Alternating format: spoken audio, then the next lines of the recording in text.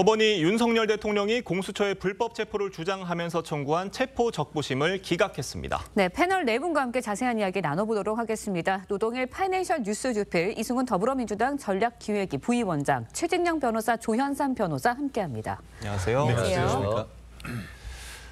윤석열 대통령 측은요, 서부지법의 체포영장 발부가 부당하다면서 중앙지법에 체포 적부심을 청구했었는데요. 목소리 들어보겠습니다. 체포 적부심의 관할 법원은 그 체포된 사람, 피체포자의 현재지를 관할하는 법원에 하도록 돼 있었습니다.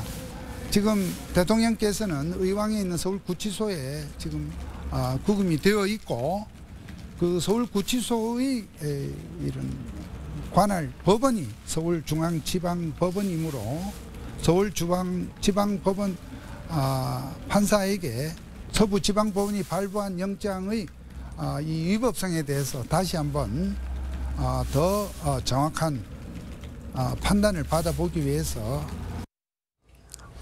그러니까 중앙지법에 체포 적부심을 청구한 걸 두고 석동현 변호사가 묘수라고까지 얘기를 했었는데 중앙지법이 공수처의 손을 들어줬습니다. 공수처로서는 일단 수사에 큰 고비를 넘긴 거로 볼 수 있을 것 같아요.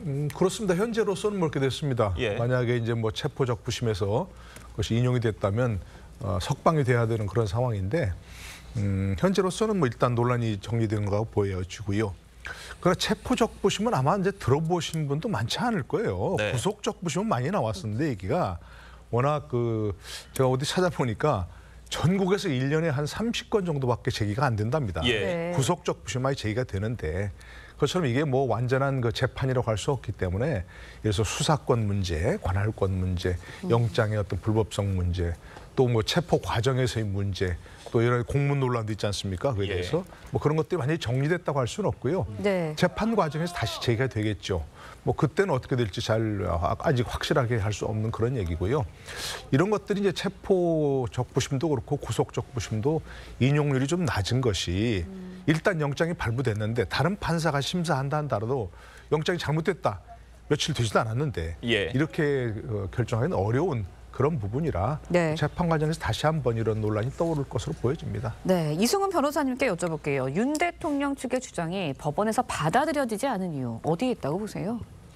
국민들이 더 잘 알지 않겠습니까? 일단 범죄가 굉장히 중대하잖아요. 국회까지 군대를 동원해서 계엄군으로서 무력을 행사하려고 했기 때문에 범죄가 너무 중대하다. 그리고 대통령이 경찰 수사가 됐든 네. 검찰 수사가 됐든 공수처 수사가 됐든 다 부인하고 있잖아요. 그리고 공수처 수사에도 적극 임해줬다라고 한다면 체포까지는 되지 않았을 것인데 그냥 경호원들 동원해서 사병처럼 막막하게 막았잖아요. 이런 측면을 보면서 만약에 대통령이 풀려난다고 생각해 보십시오.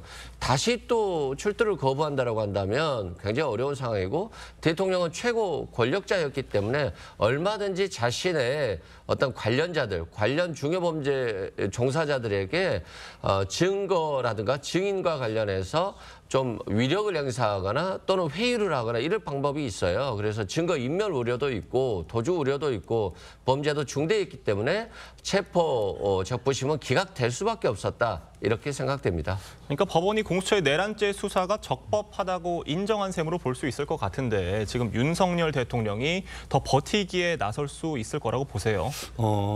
결국 1차적으로는 어쨌든 공수처가 선방을 했다 이렇게 볼 수가 있겠죠. 네. 그렇기 때문에 오늘 밤 정도까지 아마 구속영장 처리 가능성이 있을 것 같습니다. 예. 말씀드린 것처럼 체포영장은 지금 발부할 때는 윤 대통령 측이 적극적으로 어떤 항변할 수 있는 상황이 없었었는데 이제 공수처에서 구속영장을 청구를 하면은 그것에 대해서 영장 실질 심사가 이루어질 것이고 네. 물론 그 부분에 있어서 윤석열 대통령이 직접 참석해서 재판부에 무고함을 호소할지 여부는 한마디로 방어권을 행사할지 여부는 단정할 수는 없습니다만 아마 이전과 달리 윤 대통령 측 입장에서는 사실상 어떻게 보면 본인의 구속과 관련해서 부당하다는 것을 호소할 수 있는 마지막 기회이기 때문에 일단 체포 적부심은 기각됐다 하더라도 구속영장을 청구했을 때 이제 그 구속 적부심은 뭐 구속되고 난 다음에 문제인 것이고 영장 실질 심사 단계에서 승부를 보려고 하는 그런 전략으로 지금 전열을 가라앉고 있을 가능성이 크지 않을까 봅니다. 네, 하지만 이제 윤석열 대통령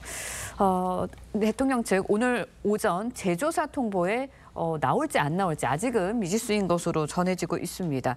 일단은 뭐 진술 거부권이 법적으로는 보장된 권리지만 계속해서 조사에 이렇게 진술 거부권을 행사를 한다면 앞으로 있을 향후 수사나 재판 과정에서는 어떤 영향을 미칠까요? 윤석열 대통령 입장에서는 이번 뭐 공수처 수사의 뭐 위법 부당함을 계속적으로 주장하고 있는 터이기 때문에 뭐 진술 거부권을 뭐 계속해서 주장할 것으로 보여지긴 합니다. 뭐 그것 자체가 문제가 있다라고 지적을 할 수는 없겠죠. 피의자의 권리이기도 한 부분이 분명히 있습니다. 그렇다고 하더라도 과연 그것이 윤석열 대통령한테 유리한 전략인지를 한번 따져봐야 될 거예요. 보통 추후에 있을 구속영장 청구라든가 재판 과정에서 피의자가 진술 거부권을 계속해서 행사한다. 그것 자체가 어떻게 보면 이번 혐의에 대해서 부인을 하고 그리고 증거를 인멸할 우려가 있다. 이런 식의 그런 시그널로 작용할 수가 있습니다. 그렇다고 한다면 곧 있을 구속영장 청구에서 아마 그 부분이 중요하게 다뤄질 것이고요. 재판부는 구속영장을 발부할 사유 중에 하나로 거론될 수도 있을 겁니다. 그렇다고 한다면 추후에 있을 구속영장 발부 이후에 있을 형사재판에도 영향을 미치게 될 거예요. 적극적으로 수사 단계에서 본인의 입장을 피력하는 것이 윤석열 대통령 입장에서는 유리한 부분도 있을 수 있습니다. 그럼에도 불구하고 지금처럼 진술 거부권을 계속 행사하는 것 자체가 추후에 있을 모든 형사적인 절차에서 윤석열 대통령한테 불리하게 작용될 가능성이 좀 높다는 생각이 듭니다. 네, 향후에 있을 구속영장 뭐 심사나 아니면 본 재판에서는 윤석열 대통령이 적극적으로 자신의 의견을 피력하지 않겠냐 이런 가능성도 거론이 되고 있거든요. 여기에 대해서는 어떻게 보세요? 그렇죠. 구속영장 역시 대면 심리로 진행이 됩니다. 그렇기 때문에 아마 그 단계에서 변호인을 통해서 적극적으로 대응할 수는 있겠죠. 근데 앞서 말씀드렸듯이 재판장이 구속영장 발부 여부를 결정함에 있어서 지금 수사 단계에서 적극적으로 진술 거부권을 행사한다는 것 자체가 구속영장 발부의 중요한 사유 중에 하나라고 할 수 있는 증거인멸의 하나의 증거로 하나의 그런 시그널로 재판장은 받아들일 수가 있습니다. 다른 사건에서도 일반적으로 그렇게 적용이 되고 있기 때문에 아마 이번 윤석열 대통령에 대한 구속영장 발부에도 영향을 미칠 가능성이 높지 않을까 생각이 듭니다. 노 교수님, 공수처가 이번에 네. 구속영장에 대해서도 서부지법이 중앙지법이 아닌 서부지법에 청구할 전망인데 네. 발부될 가능성 얼마나 있다고 보십니까? 글쎄요, 전망하기는 참 어렵죠. 예.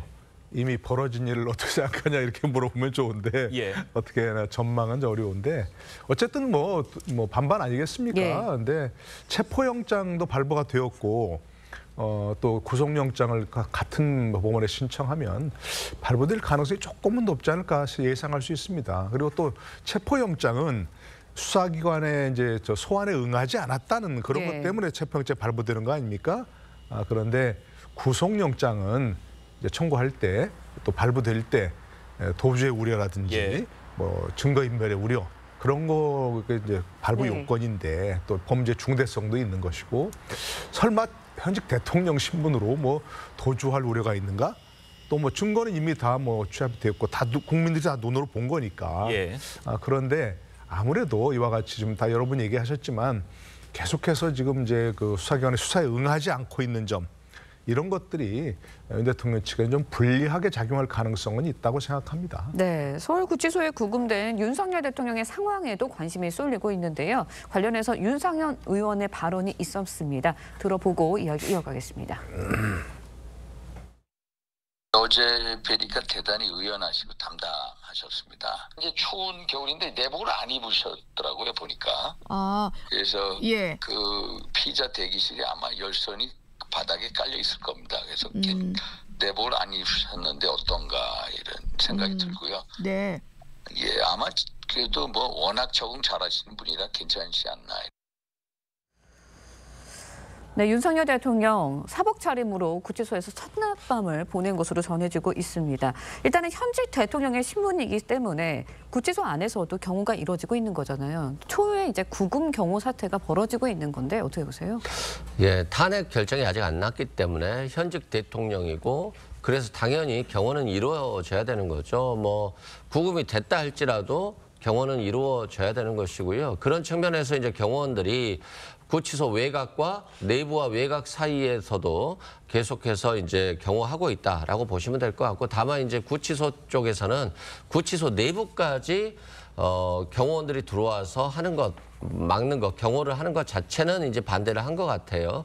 그럼에도 불구하고 아직 대통령이 신분이니까 경호 부분은 뭐 철저히 지켜야 되는 것이 원칙이고요. 이게 윤석열 개인보다는 대통령직에 대한 경호이기 때문에 그 경호는 엄격하게 되어야 될 것 같습니다. 네, 지금 윤석열 대통령이 체포가 되면서 한남동 일대를 지키던 지지자들이 과천 공수처, 그러니까 과천과 예. 서울구치소가 있는 의왕으로 다 몰려갔다 그래요?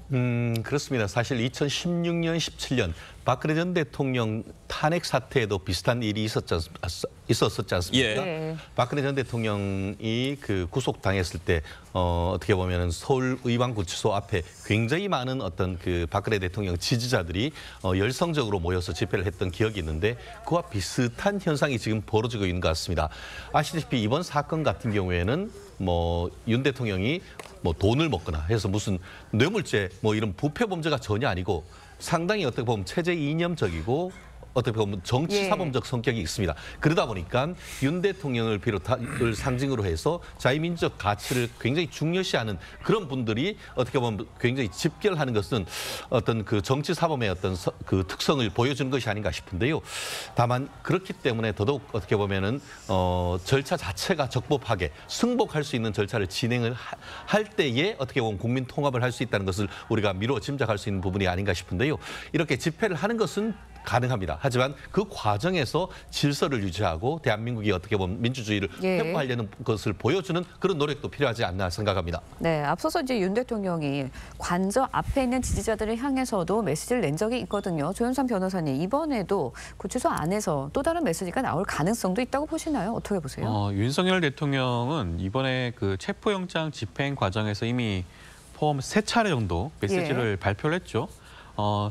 관저 앞에서 집회를 하고 있는 예. 분들에 대해서 메시지를 던진 적이 있고, 그다음에 체포 직전에, 집행 직전에 한번 영상을 통해서 한번 메시지를 던졌죠. 그리고 어제는 거의 뭐 7,000자 가까운 분량의 그런 메시지를 다시 한번 SNS 통해서 밝혔습니다. 그런 내용을 살펴보게 되면 지극히 국민들을 생각하기보다는 본인을 지지하는 지지자들의 한정된 국민에게 들리는 하고 싶은 그런 목소리로만 들릴 수밖에 없을 것 같아요. 계속해서 이렇게 메시지를 던지다 보면 국론이 분열되고 갈등이 지속될 수밖에 없습니다. 하지만 이것이 아마 윤석열 대통령 입장에서는 아마 중요한 전략 포인트인 것 같아요. 아마 이번 구치소에 수감된 와중에도 아마 반복적으로 할 가능성이 굉장히 높을 것 같습니다. 추후에 구속영장이 발부가 되고 구속이 된 다음 형사재판이 지속된다고 하더라도 그 과정에서도 계속해서 메시지를 던질 가능성이 높고요. 이런 메시지를 통해서 일부 보수층이 결집하는 그런 뭐 각종 여론조사라든가 지표라든가 이런 것들을 아마 유리하게 아마 해석하지 않을까 싶고, 예. 이런 부분들이 앞으로 있어서 계속될 수밖에 없는 국론 분열 현상에 대해서 아마 심각하게 우려되는 부분이 아닌가 하는 생각이 듭니다. 네. 네, 저희가 다음 소식도 짚어보겠습니다. 어제 윤석열 대통령이 불출석한 가운데 탄핵 심판의 사실상 첫 변론이 진행이 됐습니다. 국회 측과 윤석열 대통령 측은 계엄 정당성을 놓고 공방을 벌였는데요. 직접 들어보겠습니다. 우리 국민이 가까스로 이룩해놓은 대한민국의 민주주의 헌정 질서를 50년 이전으로 후퇴시켰습니다. 그는 민주공화국을 배신하였습니다. 자유민주주의 헌정 질서가 붕괴될 위험성이 매우 큰 비상사태라고 판단했고, 이를 해결할 통상적인 수단이 없다고 판단해서 이 사건 비상계엄을 선포하는 것입니다. 그러한 고도의 통치 행위, 그러니까 윤석열 대통령 측에서는 중국의 선거 개입 가능성을 제기를 하면서 부정선거 의혹을 설명하는데 상당한 시간을 할애했다고 합니다. 글쎄요, 이게 부정선거 의혹은 워낙 또 광범위하게 많은 사람들이 믿고 있는 분들도 있어서 섣불리 뭐 이거 터무니없는 얘기입니다 이렇게 단정하기 좀 어려워요. 저는 개인적으로는 이게 어려운 일이다. 그 선관위 모든 직원들이 그 사람들이 다 침묵하고 있는 게 맞느냐 이렇게 생각을 하거든요, 개인적으로는. 네. 예. 근데 뭐 그 중요한 분들도 많이 얘기하시고, 또 어제 공개적으로 헌재에서 네. 변론할 때 저 변호사님들이 이성적으로 판단하시기 충분한 분들인데 저렇게까지 공개적으로 얘기하는 것, 더더구나 중국을 얘기하면서 중국의 개입 가능성 얘기하는 게 맞나 하는 생각이 들고, 뭔가 좀 그래도 판단 과정에서 어떤 근거가 있기 때문에 그러지 않을까? 예. 이렇게 생각해 볼 수밖에 없는 것 같습니다. 근데 아직 그 부분은 정말 좀 지켜봐야 될 부분이고요. 증거를 더 제시한다니까. 예. 그런데 설사 부정선거 의혹이 있다 하더라도, 그걸 이제 전제로 해서 있다 하더라도 그게 비상계엄 선포의 명분이 되는가? 군을 동원해서 질서 유지해야 할 그런 정도의 겁니까? 윤석열 대통령이 특수부 검사 출신이지 않습니까? 그렇게 증거가 많다면 그런 것들을 통해서 뭐 수사할 수 있는 방법은 여러 가지 있지 않습니까?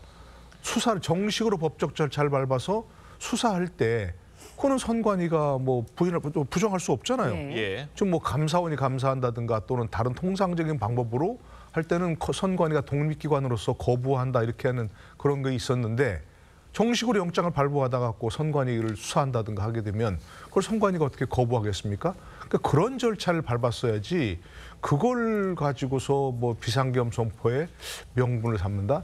이건 조금 동의하기 어려운 그런 부분이라고 할 수 있습니다. 네, 일단은 헌재에서는 선거연수원에 중국인이 체류했는지 사실 조회를 하기로 했습니다. 일단은 뭐 헌재에서 부정선거 의혹에 대해서 좀 따져보겠다, 이런 의도로 받아들여도 되는 건가요? 그러니까 이게 뭐 할 말이 없으니까, 주장할 게 없으니까 부정선거를 주장하는 거죠. 문재인 대통령 때 대통령 선거에서 윤석열 대통령이 당선됐잖아요. 문재인 정부에서 뭐 선거를 조작할 일은 없지 않겠습니까?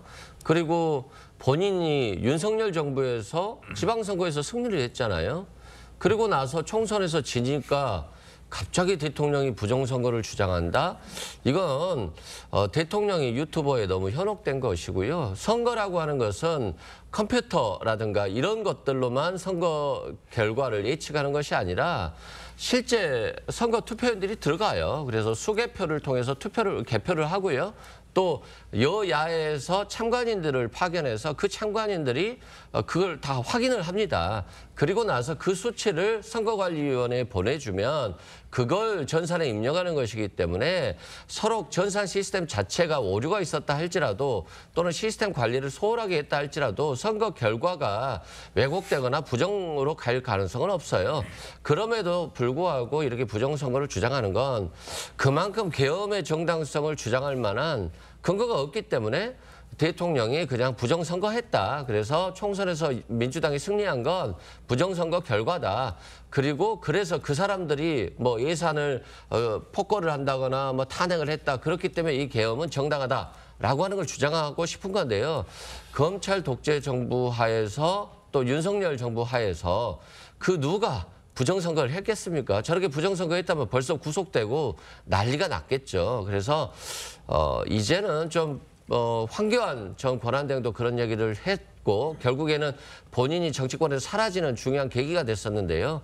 부정선거 문제는 헌법과 법치를 강조하는 측면에서 이제 없어져야 되는 항목이 아닌가 싶습니다. 네. 지금 탄핵 소추위원장으로 헌법재판소에 나온 정청래 법사위원장이 지연된 정의는 정의가 아니다 이런 말도 했어요. 그러니까 탄핵 심리를 빨리빨리 진행해야 된다 이런 얘기로 해석이 되는데 지금 민주당에서는 이 대표 재판에 대해서 보이는 입장과는 정반대의 입장이다 이런 비판도 있는데 어떻게 들으셨어요? 그렇습니다. 그러다 보니까 지금 윤석열 대통령에 대한 탄핵과 형사재판은 KTX급이고 예. 이재명 대표 같은 경우에는 완행 열차에 올라타고 있다는 그런 비판이 나오고 있지 않습니까?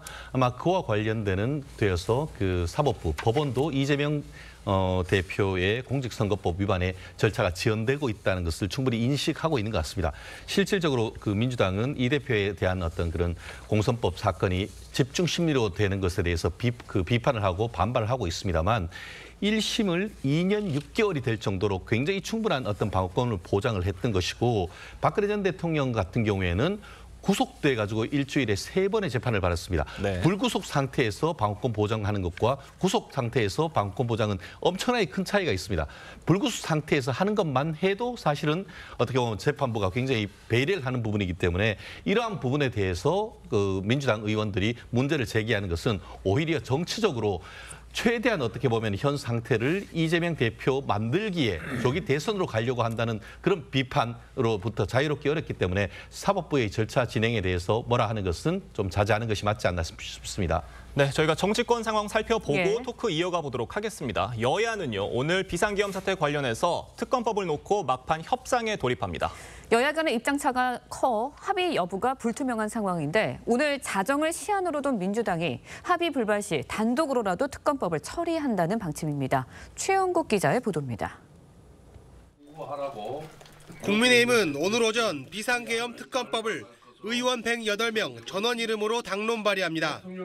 어제 의원총회에서 자체 특검법 발의에 대한 반발도 나왔지만 당 지도부는 민주당의 특검법이 통과될 우려를 제기하며 반대파를 설득한 것으로 알려졌습니다. 위헌적이고 독소적인 조항이 가득 담긴 특검법을 발의했고 그것을 또 통과시키려고 하고 있기 때문에 그러한 최악의 법보다는 차악이 낫다는 생각. 국민의힘이 자체 특검법을 발의하면 여야는 앞서 민주당이 발의한 내란 특검법을 놓고 합의안 마련에 나설 예정입니다. 양당 원내대표는 오전 11시 우원식 국회의장 주재로 협상을 시작하는데 국민의힘은 외환죄와 내란 선전성동 혐의 등을 제외해야 한다는 입장입니다. 반면 민주당은 계엄 진상 규명을 위해 인지 사건 등도 폭넓게 수사해야 한다고 맞서고 있습니다. 민주당은 자정을 협상 시한으로 정하고 합의가 불발되면 단독 처리할 계획입니다.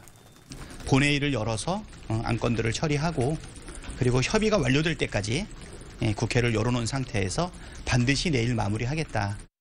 특검 수사 대상 등을 놓고 의견 차이가 커 여야 합의가 쉽지 않은 상황인데 특검 통과 의지가 강한 민주당이 여당안을 얼마나 수용할지가 변수가 될 전망입니다. TV조선 최원국입니다. 윤석열 대통령 탄핵과 수사 국면에도 국민의힘 지지율이 반등하는 여론조사가 잇따르는 가운데 양당 지지율이 오차 범위 내 접전으로 나온 조사가 어제 공개됐습니다. 네, 다만 정권 교체를 바란다는 응답은 정권 재창출을 바란다는 응답보다 오차 범위 밖에서 앞섰습니다. 황정민 기자의 보도입니다. 4개의 여론조사 업체가 정기적으로 실시하는 NBS 여론조사에서 국민의힘 지지율은 한 주 전보다 3%포인트 오른 35%, 민주당은 3%포인트 떨어진 33%로 조사됐습니다. 국민의힘은 2주 연속 상승세가, 민주당은 하락세가 이어졌습니다. 하지만 윤석열 대통령 탄핵에 대해선 파면해야 한다는 응답이 59%로 탄핵을 기각해 직무에 복귀해야 한다는 응답 36%보다 앞섰습니다. 윤 대통령에 대한 2차 체포영장을 집행해야 한다는 응답도 탄핵 찬성과 비슷하게 나타났습니다. 차기 대선에서 정권을 교체해야 한다는 응답은 48%였는데 지난주보다 5%포인트 줄긴 했지만 정권 재창출을 바란다는 응답보다 여전히 오차 범위 밖에서 앞섰습니다. 차기 대통령 적합도 조사에선 이재명 대표가 1위로 조사됐지만 정권 교체 응답률보단 20%포인트 낮은 28%에 그쳤습니다. 여권 주자 가운데선 김문수 고용노동부 장관 13%, 홍준표 대구지사 8%, 오세훈 서울시장 6%, 한동훈 전 국민의힘 대표가 5%였습니다. 이번 조사는 휴대전화 가상번호를 이용한 전화 면접 방식으로 진행됐습니다. TV조선 황정민입니다.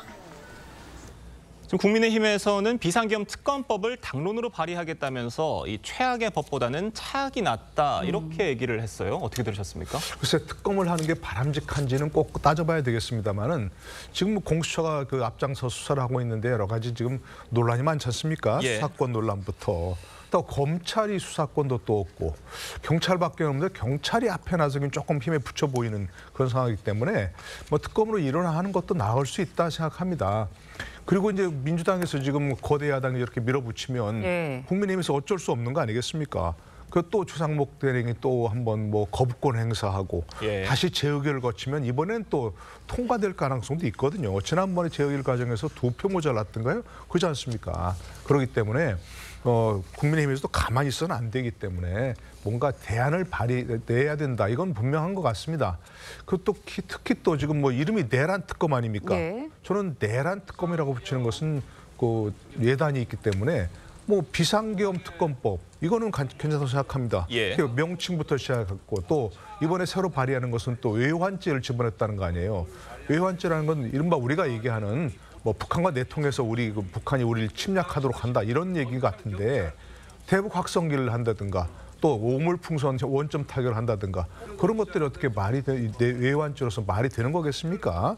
그러니까 그런 것들을 포함해서 합리적으로 조정할 수 있도록 국민의회에서 지금이라도 빨리 나서는 게 바람직하고요. 그런 것들을 이제 포함해서 협상을 한다면 민주당도 한 템포를 좀 늦춰야 되는 거죠. 시한을 정해놓고 뭐 안 하면 반드시 통과시켰다 이렇게 하는 것은 그 자체가 이렇게 무지막지하게 밀어붙이는 모습을 보이는 것은 민주당의 초조함을 보이는 것이고 초조함이 왜 그러냐. 이재명 대표 대선 스케줄에 맞춰야 된다. 이런 거밖에 없는 거 아니겠습니까? 그런 것들은 바람직하지 않고 협상을 통해서 이런 것들을 뭐 결과를 만들어내는 게 중요하다고 생각합니다. 예. 네, 일단은 국민의힘 내에서 자체적으로 특검 법안을 발의하는 것을 두고 반대 의견을 내는 목소리도 여전한 것으로 알려지고 있거든요. 이승훈 변호사님께 여쭤볼게요. 일단 국민의힘에서 자체적으로 발의하는 특검 법안은 계엄 수사에 집중하는 특검 법안이거든요. 이 과정 어떻게 보셨고 이 특검 법안도 어떻게 평가를 하세요? 일단 국민의힘은 이 특검 국민의힘 자체하는 데에서 반대할 이유가 없어요. 이건 스스로가 전략 전술의 변화라고 봅니다. 이걸 왜 내느냐? 일단 민주당이 내버리면 이게 이제 최상목 권한대행이 거부권을 행사한다 할지라도 저번에 2표가 부족해서 이 특검이 통과되지 않았거든요. 그럼 국민의힘에서 추가 이탈표가 나올 수도 있죠. 그럼 민주당 안대로 특검이 돼버리면 자신들이 불리할 상황이 올 수 있기 때문에 일단 자체 특검안을 내서 국민의힘 내부의 이탈표를 방지하는 것, 그게 있고요. 두 번째는 민주당이라든가 수사에 혼선을 줄 의도가 있는 겁니다. 이게 구속 기간이 20일이잖아요. 만약에 공수처가 수사하고 그러고 나서 검사가 기소할 때까지 20일의 시간이 필요한데 만약에 특검이 통과돼서 특검이 나오면 준비 기간만 20일이에요. 그러면 검찰이 기소를 하지도 못하고 20일이 넘어가 버리면 대통령을 풀어줘야 될 석방해야 될 필요가 있거든요. 그런 측면에서 일단 혼선이 나오는 거고요. 그리고 특별검사도 이거 수사하기 위해서 준비하다 보면 시간이 길어지기 때문에 결국에는 기소가 늦어지거나 또는 뭐 수사해놓고 공소 유지밖에 못하는 상황이 올 수 있어서 그래서 특검을 의도적으로 주장하는 거다. 그리고 뭐 특검 추천인도 3인을 했기 때문에 대법원장의 선택의 폭 그리고 최상목 권한대행이 자신들의 입맛에 맞는 특검을 결정할 수 있기 때문에 여러 가지 측면에서 국민의힘이 오히려 좋은 패를 가지고 지금 움직이는 거다라고 생각하면 될 것 같습니다. 네, 저희가 여론조사 이야기도 짧게 해보겠습니다. 4개 여론조사 업체가 실시하는 MBS 여론조사 결과 국민의힘은 35%, 민주당은 33%의 지지율을 기록을 했습니다. 오차 범위 내 접전인 결과가 나온 건데요. 다시 말씀드리면 오차 범위 내 결과입니다. 이 조사 결과 어떻게 보십니까? 노동일 교수님? 글쎄 뭐 지금 말씀하셨지만 오차 범위 내기 때문에 뭐 어느 정도 우월하다 이렇게 할 수는 없지만 저 표에서 보듯이 굉장히 추세가 좀 다르지 않습니까? 추세가 보면 탄핵 국면에서 비상계엄 국면에서 국민의힘이 굉장히 많이 떨어졌잖아요. 더 떨어질 거로 예상했는데 이 상황이 오른단 말입니다. 그러니까 지금 보면 국민의힘이 저렇게 뭐 잘해서 오른 게 하나도 없는 거죠. 뭘 잘한 일이 없고 단지 아까 우리가 특검법에서도 얘기했지만 지금 상황에서 대통령이 탄핵된 상태에서 너무나 모든 것을 그냥 힘으로 밀어붙이고 계속해서 초조함을 보이는 그런 것들이 국민에 의해서 판단된다 이렇게 생각합니다. 국민이 판단하셔서 저런 것들이 정말 차분하게 이제 탄핵을 기다리면 될 걸 왜 저렇게 하느냐. 정말 이재명 대표 때문에 이재명 대표의 사법 리스크 스케줄 때문에 초조할 수밖에 없구나. 그런 것들이 전 민심에 반영된 거 아닌가 싶습니다. 네, 조현삼 변호사님 보시기에 어떻습니까? 처음에 그 국민의힘 지지율이 상승하는 그런 여론조사 나왔을 때는 뭐 보수층이 과대 표집된 거 아니냐라는 지적들이 많았었는데 전반적으로 이 추이가 지속되는 걸 봤을 때는 아마 일정 부분 그 부분에 대해서는 국민의힘 지지도가 상승하는 것은 맞는 것 같습니다.